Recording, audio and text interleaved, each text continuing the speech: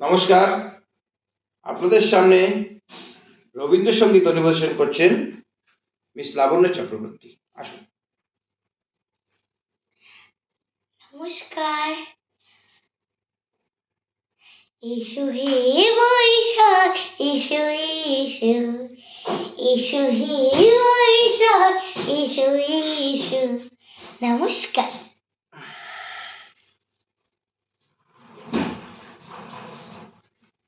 আপনাদের সামনে হিন্দি গান পরিবেশন করছে মিস লু চক্রবর্তী।